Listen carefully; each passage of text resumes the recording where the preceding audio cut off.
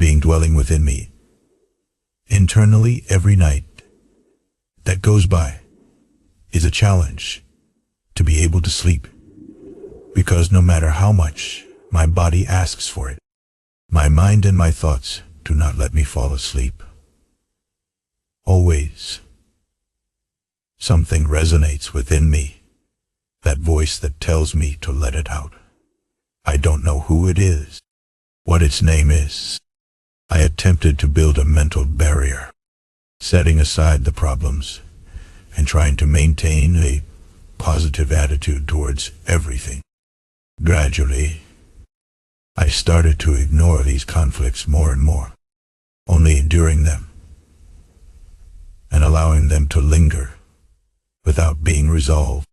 After a while, I began to feel quite stressed.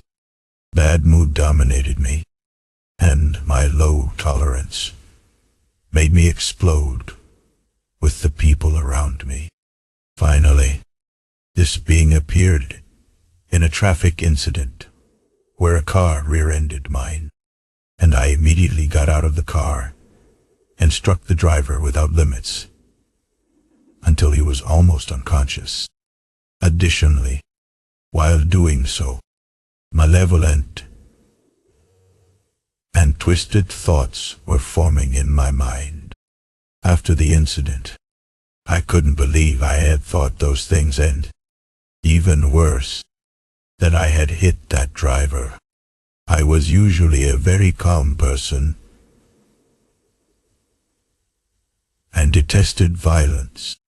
I remember that day. I had woken up in a bad mood. One night, it only growled as it walked, moving towards the darkness, while I struggled to break free and started screaming until I lost my voice. Then, I woke up realizing I had only slept for an hour. This was the case every night. The same creature, the same roar, never reaching the end of that darkness. Always in the middle of the dream. I woke up. This affected my daily mood and how I treated people, worsening each day, irritating me greatly. Even the smallest actions bothered me too much. I lived in constant stress, trying to control my anger to not explode with my work authorities, girlfriend, or parents, anyone around me, my friends, parents, girlfriend, and even my pets. My conscious self told me not to listen to that voice. I think that helped me to control myself gradually. So he asked me if everything was okay. I told him that nothing was wrong. I just hadn't had good nights recently. Some days I would sleep and others I wouldn't. But what I said wasn't true. I wasn't sleeping at all during the week. My coworker mentioned to me again that I looked even worse and asked if he could help in any way. I hesitated and told him not to worry, that I would be fine. He didn't believe me and asked me to tell him what was going on. After work, my friend waited for me and urged me to share everything. With no other choice and feeling more desperate than aware, I decided to tell him. I explained little by little that I had stopped sleeping, that whenever I slept, I dreamed of a figure dragging me into darkness, and then my body just wouldn't. He wanted to fall asleep. He asked me if I had consulted with any specialist to find out what was happening to me.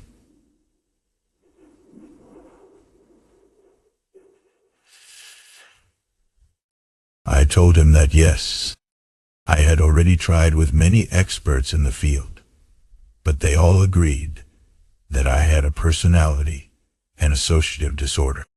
However, I mentioned that I didn't believe that because my symptoms were very different. Yet, in certain aspects, they resembled that disorder. My friend was puzzled for a moment. Then, he said he was going to recommend someone, but it had nothing to do with the people I had consulted before. He wrote down a name on a paper and a phone number. Then he got up, left it next to me, and almost immediately left. I picked up the paper, looked at the number, and realized it was the same city where we lived. However, on the paper, he had only written the word dream. I wondered why he had put that word. Perhaps the name of that person was a secret, a pseudonym. I didn't give it much importance. I kept the paper in my pocket. I took out a walk from the place and strolled approximately 3 kilometers towards my home. I arrived. I slumped on the couch to lie down and turned on the TV without realizing 3 hours had already passed since I had arrived home.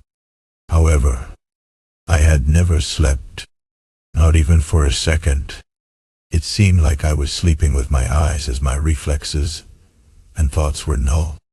I simply got up to go to the bathroom out of instinct, returned to the couch, sat down, and stayed awake all night without moving a single muscle.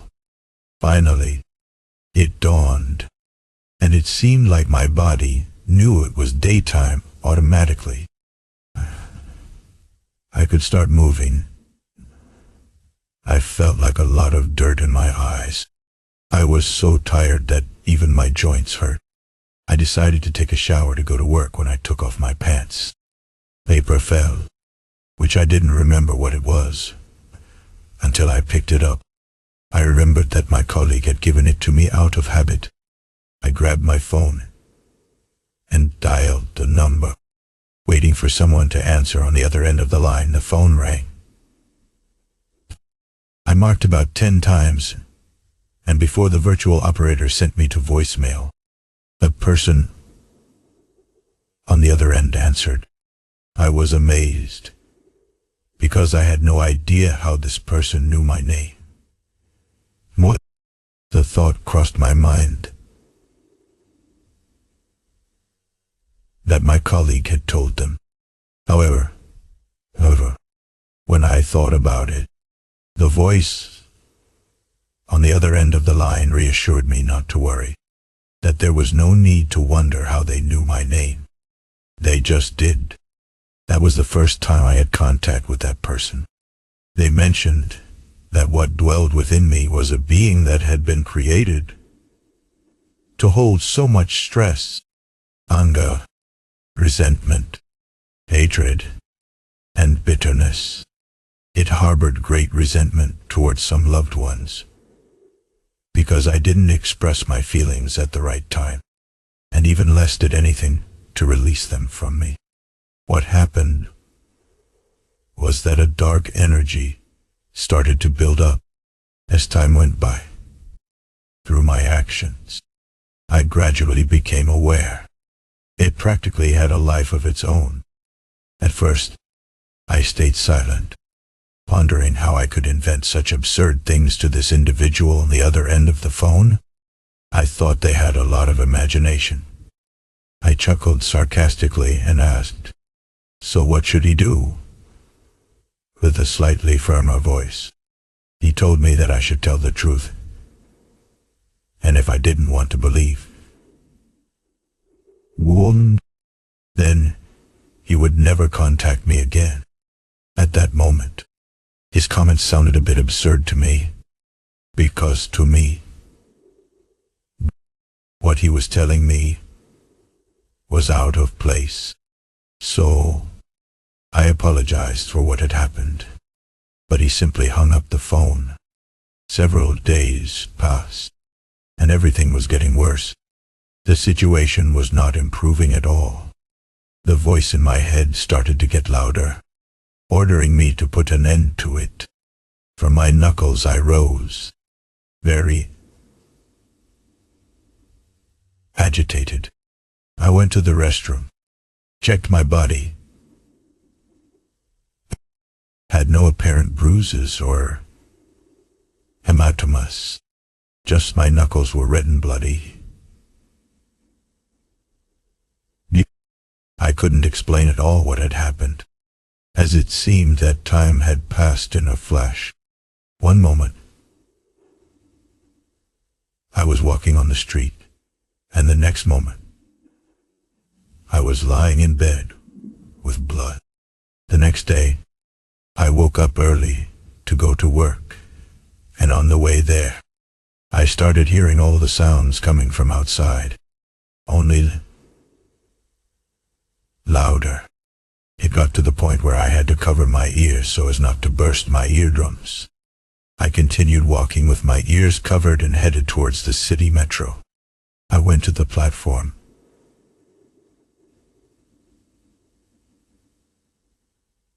And waited for the metro to arrive.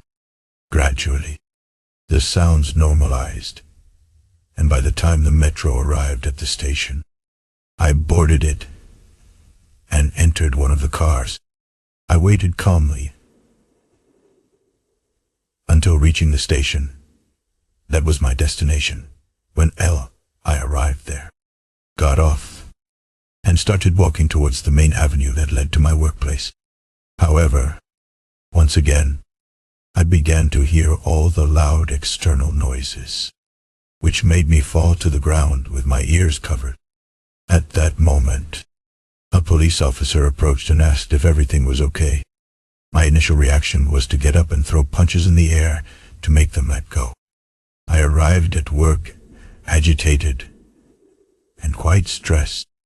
Everyone noticed, but I couldn't hold back anymore and asked them if they had any issue with me or why they were staring at me.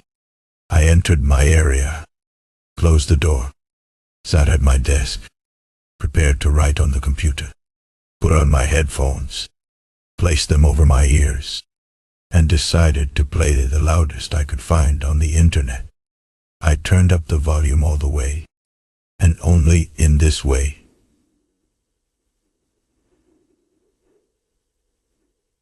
did I manage to hear the sounds around me less. Believe me, it was a very, very long day because the feeling of hearing everything too much was overwhelming. The accident didn't leave until almost an hour before my departure time. I tried to get home as quickly as I could. I entered and picked up the phone. I dialed the number that my colleague had written on the paper. After 10 rings, I heard a voice on the other end of the line telling me that they knew I would call back, as I would realize that the issue I had was not related to the mind, and only they could help me. They mentioned that we still had time to eliminate what was bothering me daily, to silence that voice that urged me to do things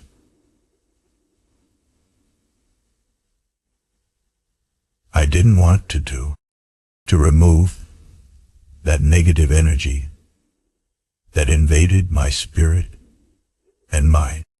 I desperately said yes, that it didn't matter what I had to do. Just tell me what the solution was.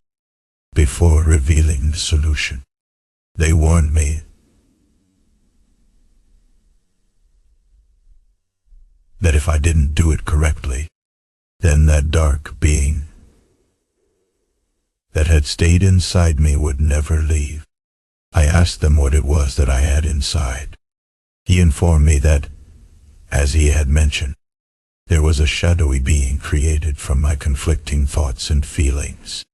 He also conveyed that if that energy or entity dwelling within me prevailed, I would completely lose control over my conscience. I would only end up carrying out the actions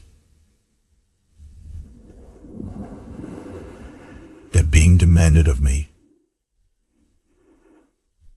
because it would truly be the one controlling my mind and body, leaving my true self trapped inside my consciousness. Once, he warned me of all the above. He asked if I agreed to proceed. I replied affirmatively, stating was no issue, and I was interested in putting an end to all of this, as I had already pushed my family, girlfriend, and loved ones away. This individual instructed me to daily, before attempting to sleep, focus on reflecting on all the good deeds I had done during the day, the best moments I had experienced from childhood to adulthood. Try forgiving my parents every time I recalled the instances of arguments and aggression. Also made me aware that I needed to be cautious with my mind, as it would set numerous traps for me to unintentionally follow what the voice in my conscience urged me to do. I was also advised to have faith in a certain symbol, figure, or charm that would make me feel secure. It could be a cross, a pendant, an image,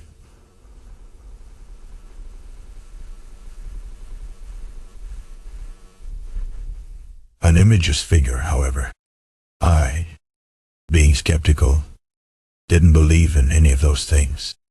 But that individual, before I revealed my thoughts as usual, read my mind, and once again told me that even though I was a non-believer, I should trust in something greater than myself, as only in that way could I strengthen my spirit. I had been pondering for days on what to believe, but it was very challenging for me, as the only person or image I believed in was myself. I searched for days until I realized that I only needed to believe in myself. One day, out of the blue, I fell asleep on the couch.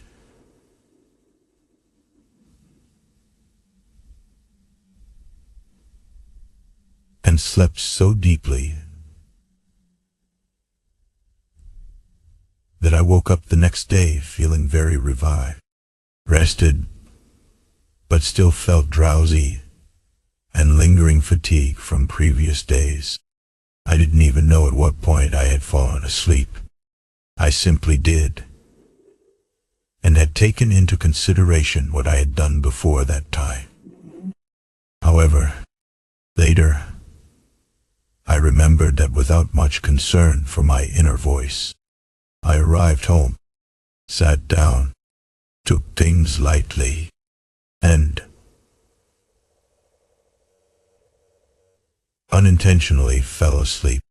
I thought that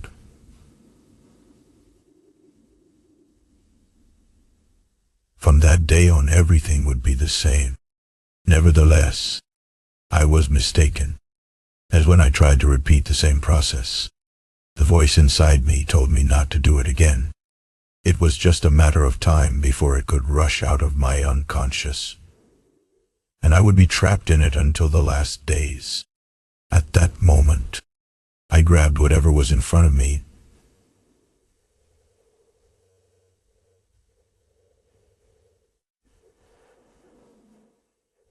and started throwing it around the house, as the little I had achieved had disappeared as quickly as it had come.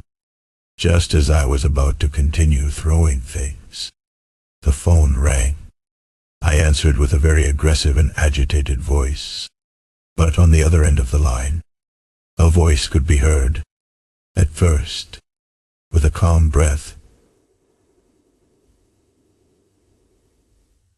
and a peaceful tone. I heard a reassuring voice telling me that everything would be fine.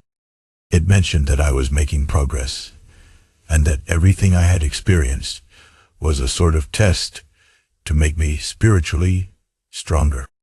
The voice advised me not to hang up the phone, as there were things I needed to hear. I only believed a quarter of what was said. It shared that both good and evil exists, not in the way I thought, but 3 times worse than